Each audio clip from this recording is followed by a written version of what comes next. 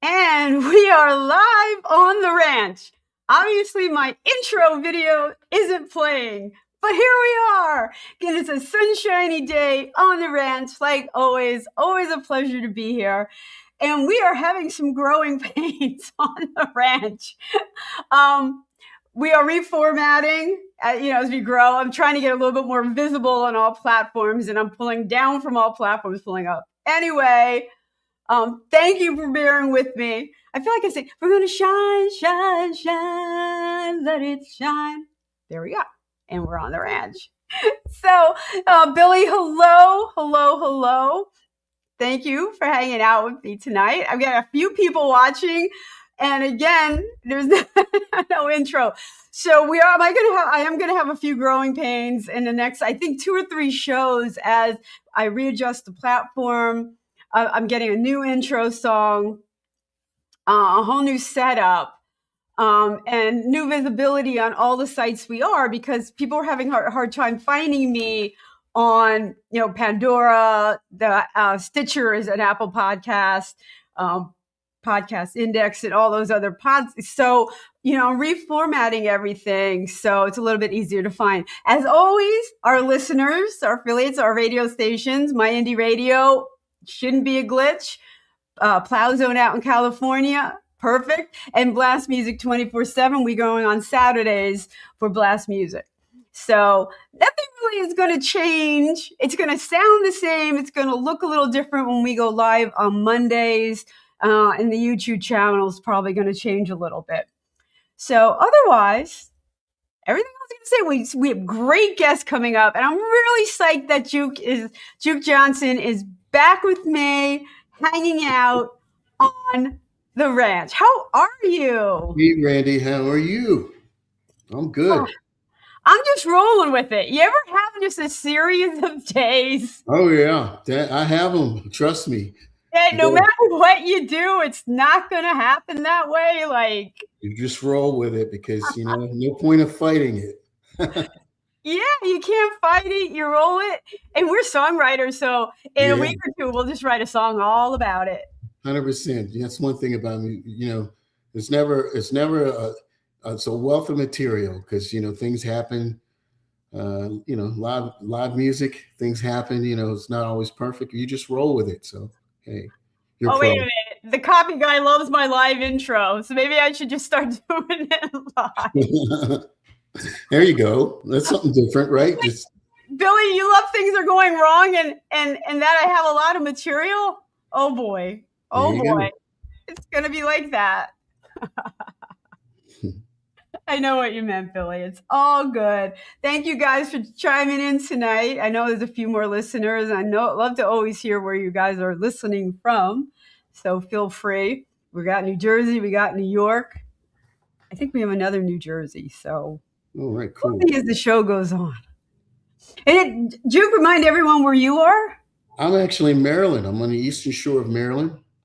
Oh, we're covering that whole area right now. Yeah, there you go. You're on the eastern side of Maryland, about an hour and a half away from the Baltimore area. Okay. Now, what kind of music scene do you find in Baltimore? Well, it really is a little bit of everything. I think, it is a mixed based on where you are, in the areas. But there's definitely a lot of indie rock. There's country.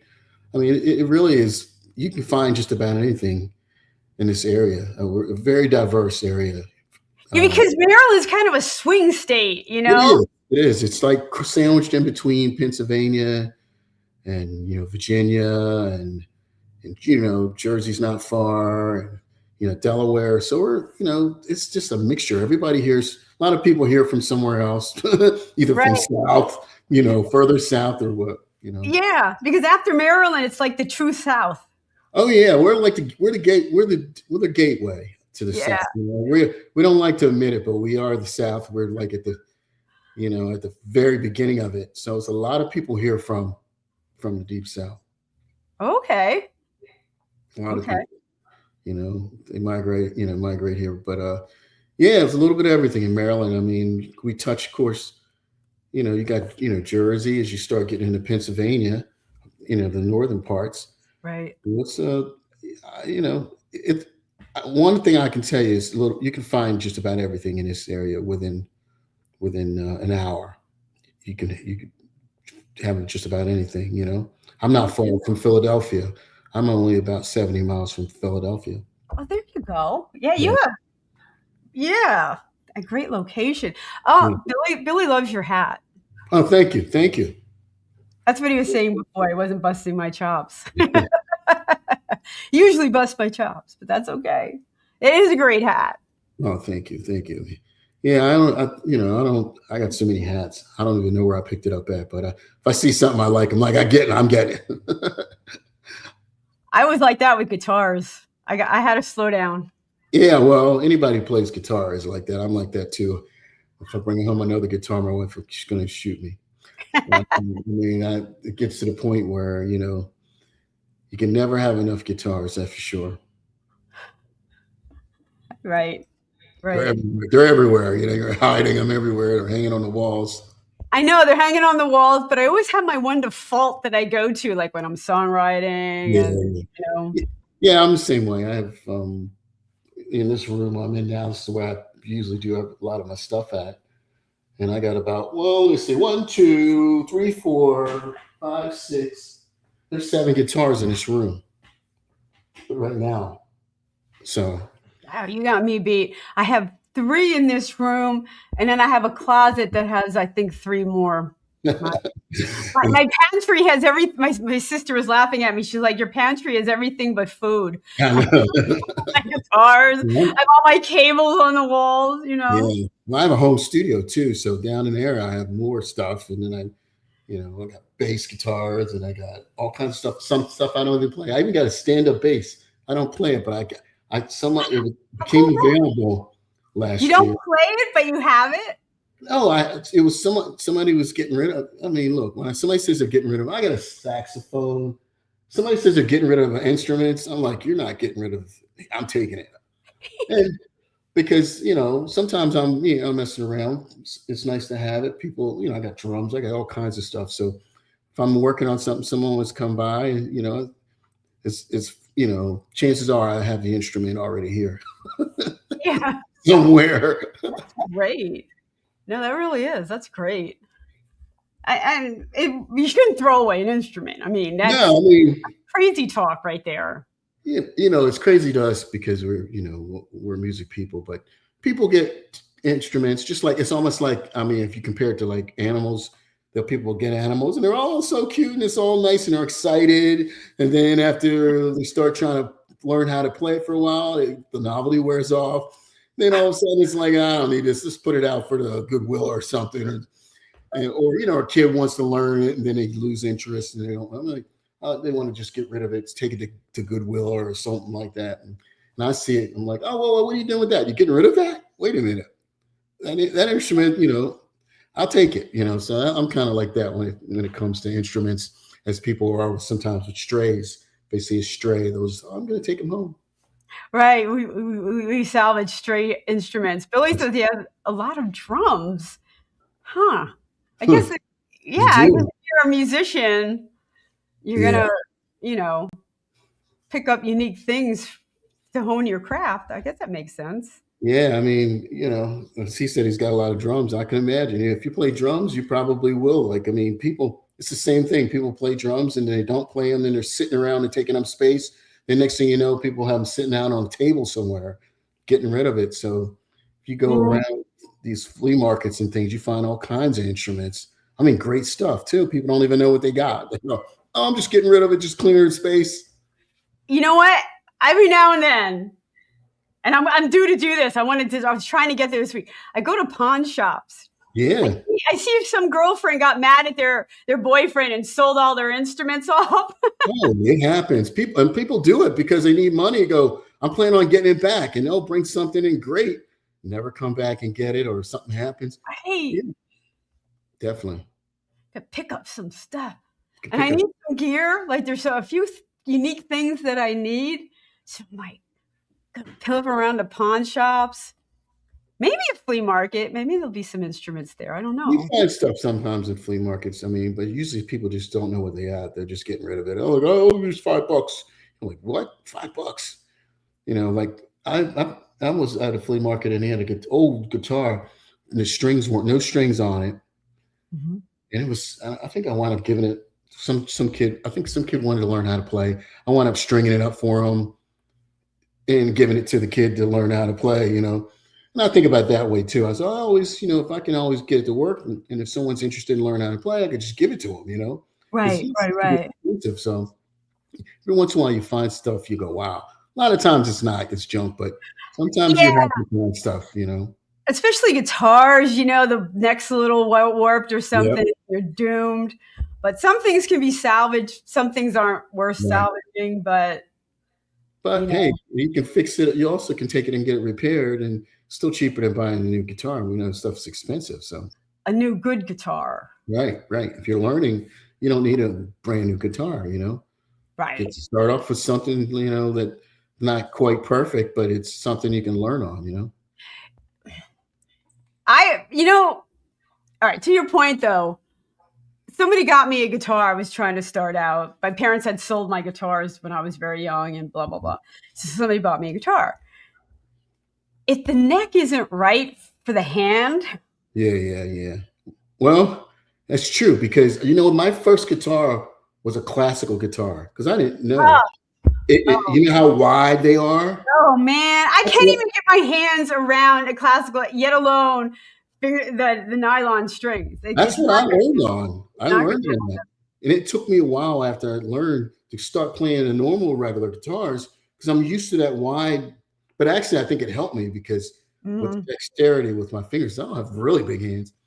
But I didn't realize that all of the other ones weren't that wide until I, you know, because that was the first guitar I got. Someone, I don't know, I think somebody bought it for me, didn't know the difference. I didn't, you know, difference. It was acoustic, classical. I still have it. It's a Honer. Yes, I still have it right here somewhere. And that was the first guitar that I learned on. And you're right. You know, not every guitar is for everyone. You know, if you got small hands, big hands. Right. Then it was, you know, of course, as you get into it, you find out you can set the action up different. You can get it Right, right, right. set up and different things like that. But no, you learn. I mean, you basically learn the hard way, like everybody else. You just Yeah. muddle I feel through it. bad when kids give it up because it's not comfortable, they're not getting better, I and didn't either. When I first started playing, I gave up. I didn't. Mhm. I was, you know, I was a drummer, believe it or not. Oh, okay. As a kid, I had drums and drove my parents crazy. Didn't have electronic drums back then, so you had to learn on regular, you know, acoustic drums. So I was like 7 or 8 years old, taking drum lessons. I would start off as drummer, but then I started getting into singing, and then I tried to learn guitar then, and I just couldn't. I couldn't get the fingering down. My fingers were small. I didn't pick up guitar until I was almost 40. And that was Wow. to, you know, to really start learning how to play. Well, And I was, you were younger than me. yeah, I was close. I was older than that when I finally really picked it up and started to play. yeah, I mean, because I think what happens is you just don't have, when you're, some of us, some kids, some people can do it, but some of us just don't have the patience to stick it out. And I was probably more like that. I didn't have the patience. You don't realize how long it takes Mhm. in the beginning. You just think, oh, you see someone playing, you think, oh, I can learn that. You don't realize the pain you're going to have to go through to learn the calluses, the pain, and over and over and over and over again, doing the same thing over. And you don't realize it. And I think when I was older, I was more, you know, ready for it. When I started the first time as a kid, I wasn't ready for it. You know, you have to be ready to suck. You have to allow yourself to suck for a long time before you can play a song really well. You And ever, then you're going to try and play and sing. oh yeah, I Different still, animal. Then you're starting all over and everything goes, you have well, to allow yourself, you're going to really suck. that's true, but that's everything. And that's funny Everything. because somebody's asked me talking about songwriting, and they were like, you know, about that. I said, well, if you want to learn how to write songs, you got to suck for a long time. You have to write a few hundred terrible songs. I mean, hundreds of terrible songs before you even, I mean, you're going to think they're good, but then you're going to realize when you listen back to them how terrible they are. They're horrible. I mean, I people say, hey, could you teach? I mean, I'm thinking you can show someone formula, but you can't teach that. That's something just like playing guitar. Eventually, you're going to have to just do the hard work and just suck at it. Right. You know, until you actually get to the point where it's like, hey, when people say, hey, that's good, because it's just the way it is. You just got to go through the reps. You know, you just got to go through the reps going, well, it sucked. This is terrible, but you know, you're going to think it's good. Oh man, Yeah. this is great. This is great. Oh, Billy, this is why Billy's my favorite. I'm old, Randy, you're always young. Oh, I love you, Billy. And to your point, okay, you have to really to be patient with yourself. And then you have to take it to someone who's not your mother, because they're going to clap politely and tell you how wonderful you are. Well, you 100%. got to take it to that one person, and everyone's got that one person who's going to look you in the eye and be brutally honest. I have my one girl, Annie, man. There's people like that. But there's sometimes she'll just hit me like, what are you trying to say? Like she'll just hit me between the eyes. Like, yeah, most people are not going to be that brutally honest. They just won't say much at all. No, clap politely. But I can tell you nowadays, it's love. You get a little bit more of it now with social media. People are a lot more. People are a lot more in your face with it now, because I think social media has made people that way. They're not there with you. They feel like they can say whatever. I know. And you got to learn how to be able to use social media appropriately, because, okay, you're putting your stuff out there. What's the purpose? If it's already finished, Marty Rifkin gave me the best advice when we finished my first album ever. He goes, don't get it critiqued or reviewed. You know what's good, what your budget did, and everything else. He's like, don't bother. And that's where you have to have that thick skin about social media. You have this song, people are going to love it or hate it, and you did your job. Well, everybody sucks to someone. Look, yeah. And that's the one thing is you have to learn is that you're not everybody's cup of tea. Look, there's artists that make millions of dollars. They're not my cup of tea right now. I mean, everyone has it. You go and you can't understand. You're like, how does this person make a living? They're terrible. And because it's all relative, it's all taste. It's like food. Chicken's great. Or some people say, I hate chicken. It's all relative. It's all about taste. It's a whole lot of factors that are involved. And I think you said it correctly, is you know what your intentions were. And when you accomplish that, fine. But you got to understand, someone's going to hear it. It's the other thing when you write a song is you write a song about a subject matter and people listen to it and they hear 20 other things that didn't have anything to do with the song. And that's the great part about music is interpretation, and it can affect people in different ways on different things that you intended it. But yeah, everybody has an opinion, and you learn. If you're a musician, you will learn quickly. Some people will tell you suck. I've been told everything you can think of. You can't sing, this, that. I mean, many times I've been told, hey, I don't like it. I don't like, or you suck. I mean, and you have to always think about it as, look, you're not for everybody, and you can't be for everybody. But there's going to be people that get it, and there's going to be people that dig it. And you're making music for people that dig it. Right. And you know what? That's not going to be everybody. It's never going to be everybody. And you have to take it that way and say, hey, just like anything else, if you don't like it, you don't listen to it. Right. No, I totally agree with that. And it's hard because it's a business of rejection. Oh, you might find a whole bunch of people who don't like it before you find your crowd, when you get, and you start getting up in maturity, I'll say it that way. Like maturity, you realize you're not going to be the biggest rock star, the biggest star in the world. You realize that's probably never going to happen. Because you really do, look, you have to believe that.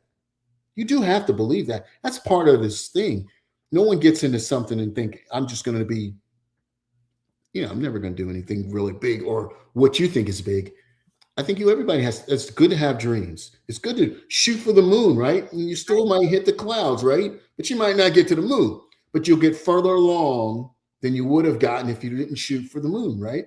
So that's been my philosophy is shoot for, the moon. And I'm going to get higher than I've ever gotten. I'm going to get more than I've ever gotten. And what I found is it wasn't until I got a little mature that people start going, hey, wow, hey, where are you, all over.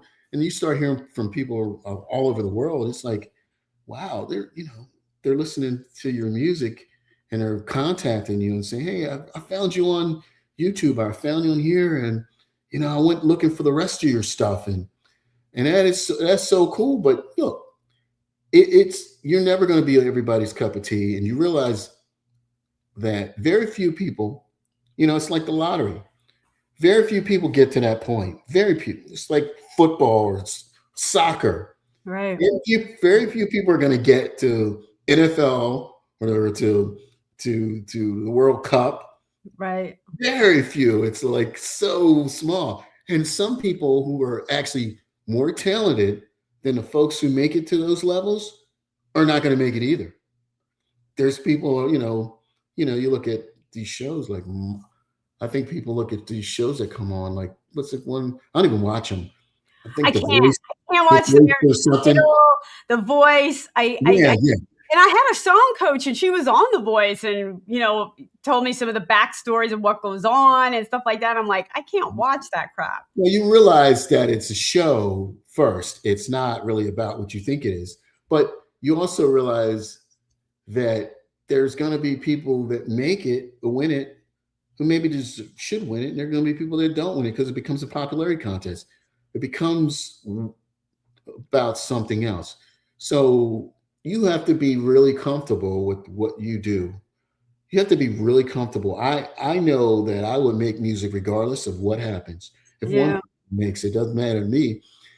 I haven't always been there, but I realize that I have to make music. I have to do that. That's just part of what I believe God has put me here to do. And so I do it. I don't worry about, where it goes or how, I can't control that. I put it out there and let it happen. What's going to happen with it? But you have to understand that not everybody's going to dig it. Not everybody's going to get it. And you have to be good with that. I mean, it's just any art. People are going to be brutally honest. And sometimes people are just going to be mean. I know, and that's what social media also gives you license to do. Yeah. Where some people are, clap politely. Well, I'm just going to rip this person who, there's people that just do that. And you don't know if it's a valid comment. Like people just want to think they need help. I don't take anything. Well, look, if someone is being, because I'm like this, if you're just going to be like mean about it, 9 times out of 10, they're just somebody who just wants to get a reaction out of you. 9 times out of 10, very few people are gonna, if they don't like it, they're just not going to say anything. They're not going to do anything. You won't respond. But if they're just on there like, you're terrible, and this and that, and this and that. Because I remember early on in social media, putting some stuff up, and everybody was pretty positive about it. But I remember this one guy, he was really, he was like, man, he was really critical. He's like, yeah, your voice is not really good, and you're this and that, and this. And he was giving me all his critiques. He gave me this long big paragraph about wasn't good, and that, this and that. And then I went and looked up his stuff. No, because I'm like, dude, he must be like, amazing. I listened to it and I was like, oh my God, it was, in my opinion, it was terrible. So then you start learning that, hey, you can't be concerned about what people think. There's always going to be people that say, that's not them. They don't like it. Or there's going to be people say they love it. Or there's some people say, it's all right. And that's okay. If you make you create it, and it gets to the point to where you're satisfied, you probably should make music for yourself, what you think is good. Because if you don't, you're going to be changing every time you put a song out. It's going to sound different, and that's not good because then people like trying to find out who you are. Like, what are you? Yeah. And that's the toughest thing about me is my stuff tends to be a broad range of stuff. It really does. I mean, it's country, but some of it's bluesy, some of it's probably modern country. So I do a lot of different. Some of it might have some other tones to it. I don't see your stuff living. Okay, every song has to be unique and different. You can't have every song, and that's a mistake. Some of the singer-songwriters, where they're stuck in a strum pattern. They're, and they're starting to sound a little one note. You need to differentiate, but your stuff, lives on an album. You know what I mean? Like, well, the time is. I can't believe we're gabbing away here. Okay, we need. I guess we'll start. I didn't even ask you the order of songs. Think It Over Twice. Think It Over Twice. It's actually a song I didn't write. It's a song was pitched to me by two writers, Tommy Eubanks and Michael Blaymore. This, I believe, might have been the first song that I did from this group, from these two songwriters. Great songwriters. Since that time, I've done a few of their songs. They're awesome songwriters, and this is definitely a country song for sure. So you didn't write it. How do you know that these songwriters? People contact me all the time. That's one of the things that's been great I would say over the past 5 or 6 years with me. A lot of people who just write songs, they're not artists. There's still lots of people out here that do that. And in their team, one basically does the music, the other writes lyrics. They pitched me some stuff early on. I was like, yeah, it's good, but I'm not really interested. I said, but hey, don't give up. If I hear something I like, I will cut it. And they kept doing it. And I did. They sent me that song and I was like, hey, I like that song. I want to cut it. All right. Copy Guy brings up a good point. Even when you're singing someone else's song, an astute music listener can discern between singing from the heart and chasing trends, which some people do. That's how they differentiate. I'm going to sit in this trend, and that's true. This is what Taylor Swift did, so I'm going to do it. Right. And it loses the part of the song. That's true. Well, everybody does that. I think in your quest sometimes, especially when you're young and you're trying to get into the business, you're trying to find out what gets you a notice. And a lot of times you think it's whoever is big at that time, because that's what the record labels do. They go out looking for people, and they use these people like Taylor Swift and Toby Keith to put people in boxes. They'll say, "Well, I'm looking for a Toby Keith like artist or a Taylor Swift type artist." So then people start trying to sound like them in order to get attention. But indie artists, which makes it nice, is no one puts us in a box. So you tend to do what you like, and that's what I like about being an indie artist. I can cut any song I want. And no one's going to tell me, well, hey, that doesn't fit in your style, what we're trying to market to. If I like it, I'm going to cut it. And right. I think this is when I tell writers, and I work with a few other writers, I tell them, if I like the song, I'll definitely do it. And I don't care who it sounds like, because once I get it, it never sounds like the demos when I get them, because my voice is different and my style is different. And that's what we lost. A lot of these older artists do. They take other people's songs, you make it your own. Well, it's just like you wrote it, because you tend to take on ownership of it in your style. Yeah. We're going to talk. Let's listen to this song. I'm going to share screen right now. Right? Maybe. No, I'm not. And then we're going to talk about, because these copycat, I call them copycat bands. The Fleetwood Mac tribute bands. That's what it is. Oh yeah. There's a market for that. There's a lot of those out there now, but they're, I don't consider them to be anything like what we do, because they were actually just catering to the audience of whoever they're mimicking. Right. All right. Oh. Here we go.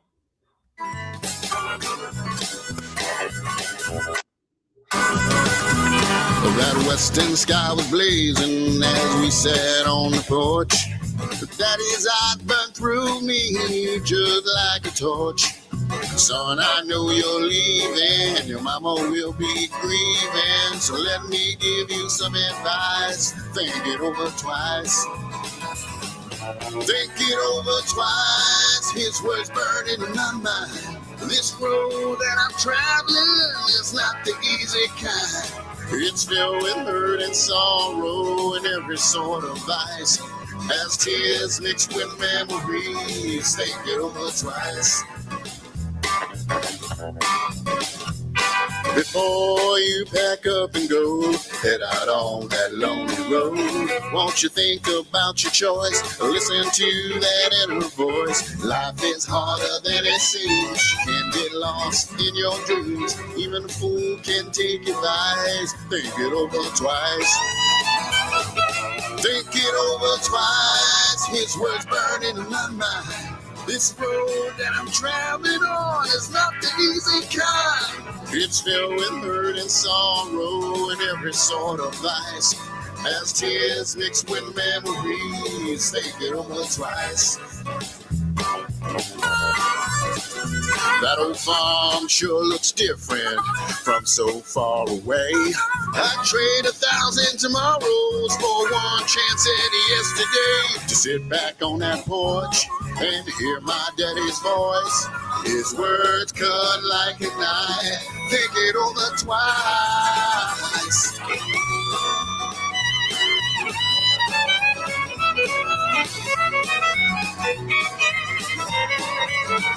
Life is harder than it seems. You can get lost in your dreams. Even a fool can take advice. Think it over twice. Even a fool can take advice. Think it over twice.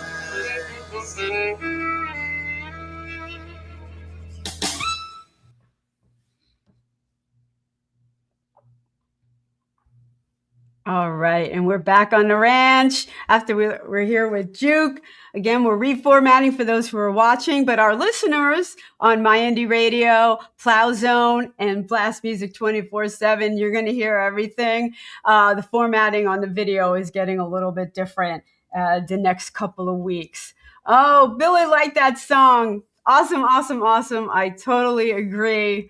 Totally agree. Can't help moving with that. And there are some great lines in there. Paint over memories, with a great visual, Yeah, it definitely is a song I think anybody can relate to, about the decisions you make sometimes, and sometimes we make decisions and, we don't think about the consequences. And this song, I think everybody can relate to. When I heard it, I was like, love it. I mean, it's a great song, great message. The arrangement I liked. I just thought, when I heard it, I went, oh, yeah, I got to do this one. It's a great one. Yeah, yeah. Did they give you the tracks or just the music and then you take it? Well, they actually produced. They had the tracks produced by great. studio, and they send it to me usually with a demo of a person singing it. They've hired to sing it, and that's why I say when I get it, there's usually some other person singing it, and I usually listen to it the first time around, and then after that, I just kind of sing it, do it my own way, and kind of create it, make it my own, so to speak. But usually when I do songs with those gentlemen, they have nice quality produced demos, send me complete demo with person singing it and everything. I think we did do one. We just did one recently. I did one of theirs recently. Actually, I produced the track. Will You Stand With Me? And I don't think I sent you that one because it's probably before we actually put it out. It just came out. And so I've done both with them. They produce the track. I produce the tracks sometimes. But they're great writers. I mean, subject matter is always great. And, people think of going into the music business and they think about the 1% of artists that they hear, right? The 1% that's actually making all the money, right. Streaming and stuff are the ones people hear, but they don't realize how big the industry is. That's huge. There are people out there just writing songs, and we love these people. They send us songs. I was going to work with children's tracks. I don't know what happened to that project, but they needed a singer for children's tracks. They were sending me stuff. So, it's a big industry. It's big. And there's a lot of people out here, and with technology, which has been great for writers and people like indies like us. Technology's been great for us because it gives us the platform to be worldwide instead of regional, right? But it also, technology's been hard too. I mean, over the past couple years, now we've seen a lot of AI songs. Yeah. And you don't realize what that does to human beings that actually write, that actually art, that do the art. It puts them, in a situation where they got to compete against AI stuff. Yeah. And so there's a lot of people out here that write music that some people just do lyrics. That's all they do. Some people just do music. Some people do both. I happen to do both. And I learned early on that you can't write everything. And it's probably not a good idea if you write everything that you put out, because it just limits your dimension of what you're trying to do. Right. It goes back to your point about, sending it to your mother to clap politely. The more people you bring in, you have to start embracing the edit at some point. If you're going to really grow, you're going to have to challenge yourself as a writer, give it to real people who are going to, help you advance it, Yeah. And it gives complexity to it too, because you have a style and everybody has it. Everybody tends to lean towards things that they're comfortable with. You will never get out of that box because that's not you, but other people will. That might be, and it complements you, because how you would do it would be differently than what they would do it. And it kind of gives it a complexity to it. That's why, I like doing other writers' stuff sometimes. I'll have, like the last album I did, there's stuff I did myself, there's stuff I did with people, and there's stuff I didn't do at all. Right. All mixed on one album. And and my last two have been that way. And for the most part. And I think they've been better because of that. Overall, because it just gives more complexity, and I think a little bit more for everybody. Some people enjoy certain styles better than other styles. So I think it gives a little bit more depth to it. Right. Well, let's listen to another one of your songs, which is, did you write this one, Please Stay? I wrote Please Stay. I co-wrote it with, and I got to remember who. I think it's going to be on a video. This one was done a long while ago. Actually, I think I did it in 2013. But I did co-write this song, yes. Okay. What's the backstory on this one? Well, I'll be honest with you. There's no backstory on it. It was some music that I had gotten, and I basically wrote to it. And at the time, I think I just came up with a concept. Sometimes I write stuff, it doesn't have anything to do with me or anybody. It's just, hey, I start with something and then I kind of go with a concept and say, could have been something I saw on television or something, or it could have been just something I made up. I think in this case was just something I just made up, but I'm sure it comes from real life experiences, Right. You take a moment in time, you embellish, you make it grow, and that's a true songwriter. You're not waiting for something to happen, or somebody to break up or do you wrong, or, Yeah, I've always had a good imagination. That's why I'm a songwriter. I don't really I can make up stuff, on the fly, because I'm always thinking about different things, You're always watching television or always hearing people talk or whatever. So the song might not have anything to do with you, but it's something you may have come in contact with. Right. Or somebody else. All right. So let's listen to Please Stay. Let me get this up. Share screen. All right. This is 90.5 WKHS, and I'm out of here for the night. But before I leave, I'm going to leave you with a track from Juke Johnson. This is from his new CD, Simple Things, and the track is called Please Stay. So good night, and we'll see you tomorrow.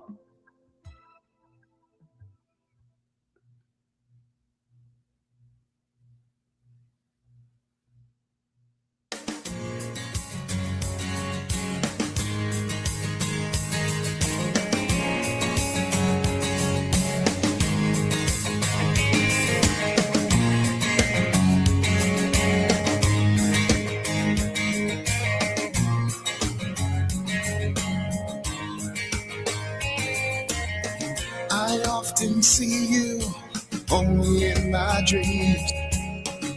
A love affair subconsciously. 20 years has gone by. I always wonder what it could have been. There she is, looking like the perfect woman. I know it's a dream, but it's okay. It feels real, 'cause I have it every night. And it always ends with me asking you to stay.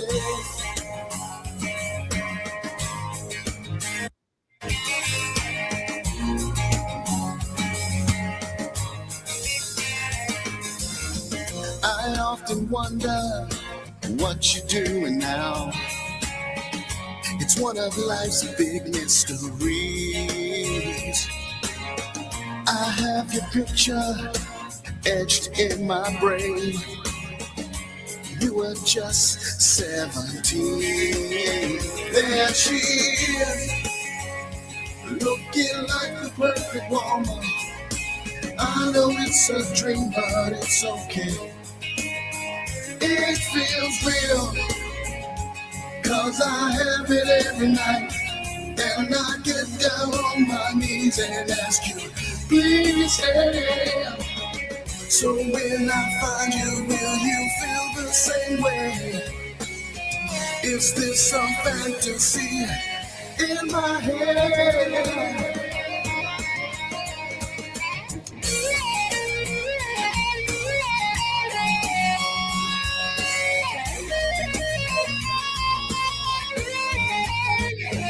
There she is, looking like a perfect woman. I know it's a dream, but it's okay. It feels real, 'cause I have it every night. And it always ends with me asking you to stay. Then my picture of you starts to fade. Please stay. Please stay. Oh, yeah.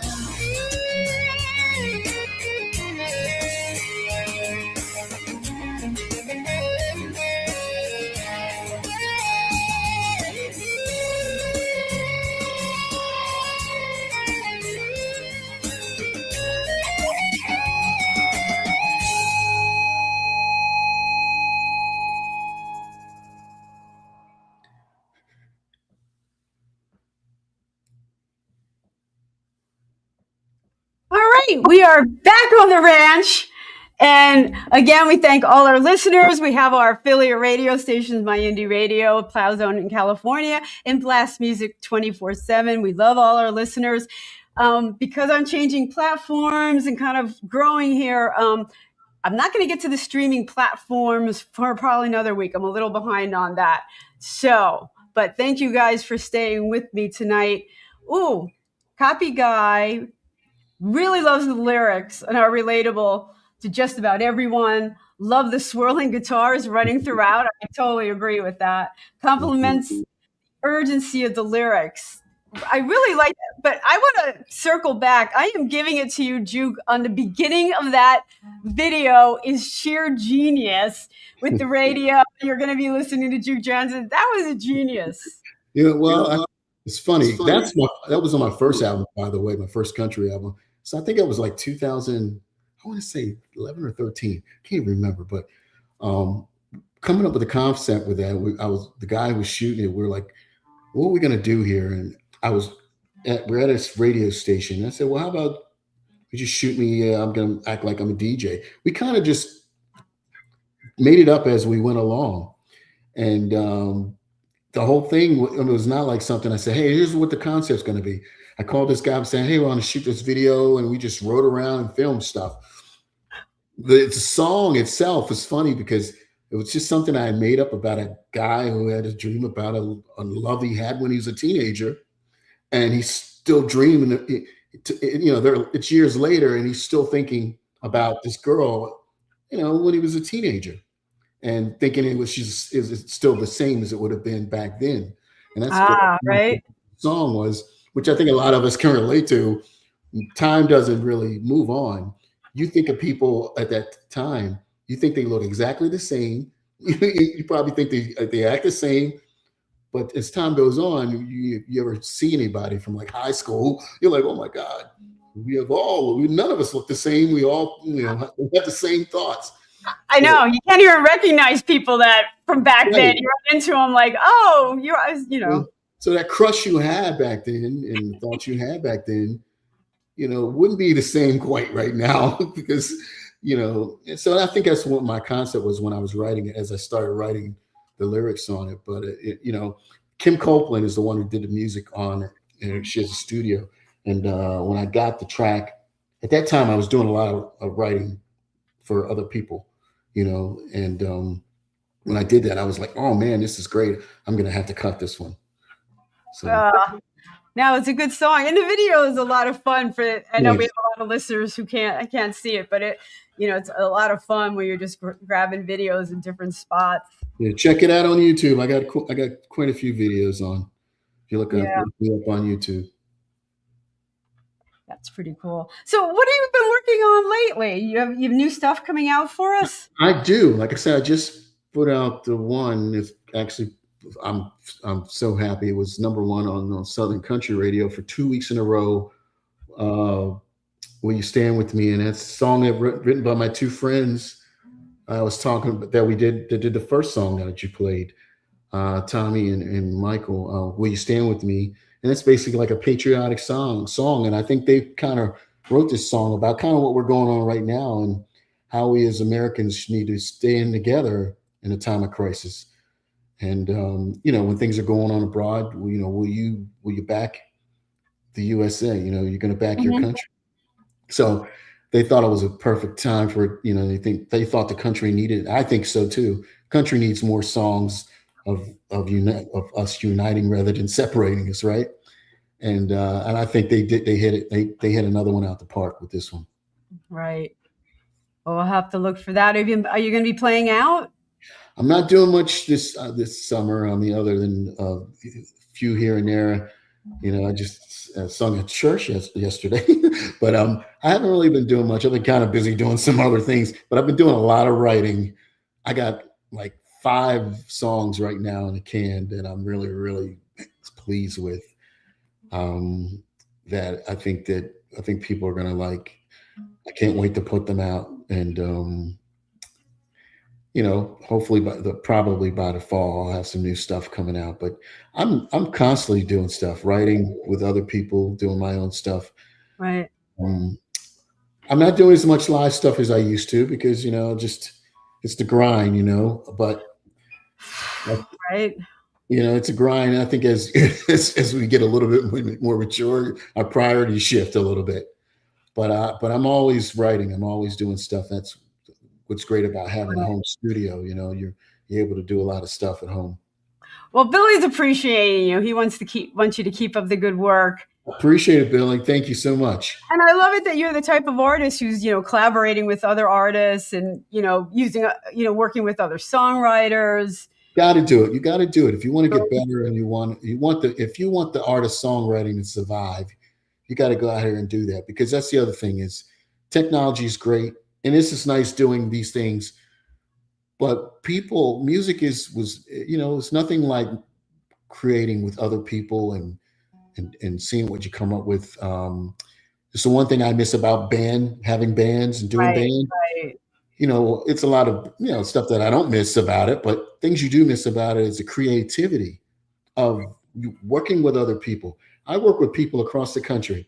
We're all in different states. Some out west and the East Coast, Nashville, Texas. I write with a lot of different people, and no one's near me.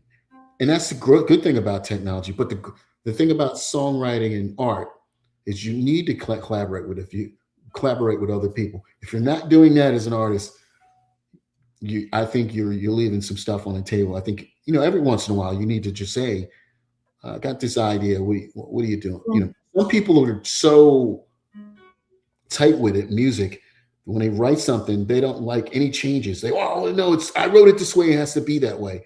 And I was like that a little bit when I began, but I realized it's an art. You have to let people contribute. You can't be locked in. Everything has to be exactly the way that I intended, because you miss so much that way. Right. And you're stuck in your own head, in your own spot, and you're not really growing as an artist. So, you got to challenge yourself sometimes, and you're not going to take everyone's idea. Everyone has ideas. Like everyone has you have to have your own filter and say, all right, I'm going to run with that. That sounds really cool, and other times you're going to be like, oh, thank you for that. But trying different things. You got to try different things and know what you're capable of doing too. If you don't try, you never know you can do that, or you can hit that note, or you can do that unless you do it. And if you just stick with what you know and what you do, you don't grow, like you said. Right. Well, let's listen to your last song as we vamp out of here, the Pandemic song. Oh, yeah. Pandemic song is another song that definitely all the lyrics is mine. I co-wrote the music with another guy at the time. This was during the pandemic, of course. And this was my song that I wrote after the pandemic. And I think when you hear it, you'll kind of get a sense of my thoughts during the pandemic. So we're going to look back many years later and listen to this type of songs and kind of, it's going to be nice to have some kind of record, right, of how we were feeling during this time. All right, let's listen to the Pandemic song. Oh, there it is.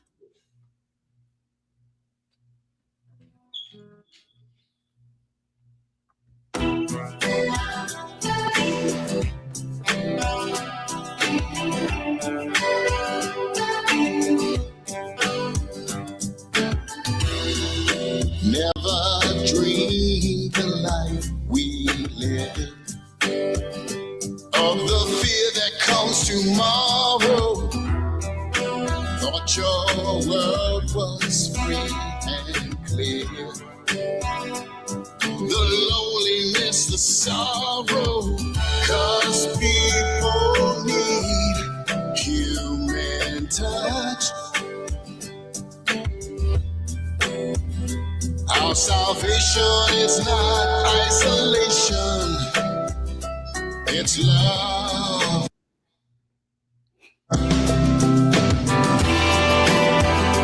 We belong to this day. Let faith guide your tomorrow. Wear your love like a breastplate. Don't let it into your head. Wear your helmet of hope. Never thought in a million years we'd be begging just to borrow. Standing in line for the basics to live. Acting like there's no tomorrow. And people need human touch.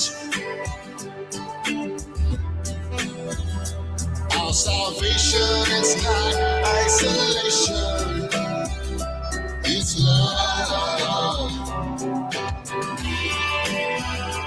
We belong to this day.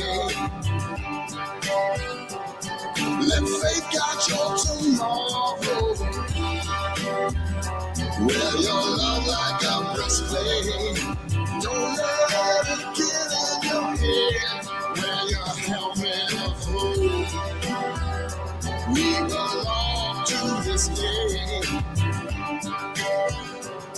Let faith guide your tomorrow. All people need human touch. Our salvation is not isolation. Yeah. We belong to this day. Let faith guide your tomorrow. Wear Wear your love like a breastplate. Living in a land of the strong. Singing this pandemic song. We belong to this day. Let faith guide us tomorrow. Wear your love like a breastplate. Living in the land of the strong. Singing this pandemic song.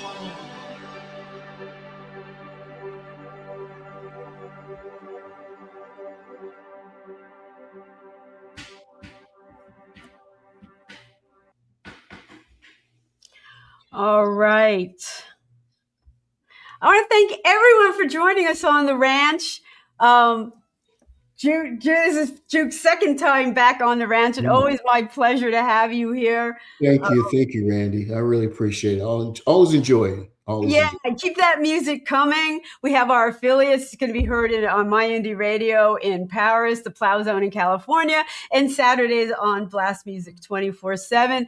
You know what, Juke? When you have that new stuff coming out, we'll have you back on. Awesome. I'll be here, definitely.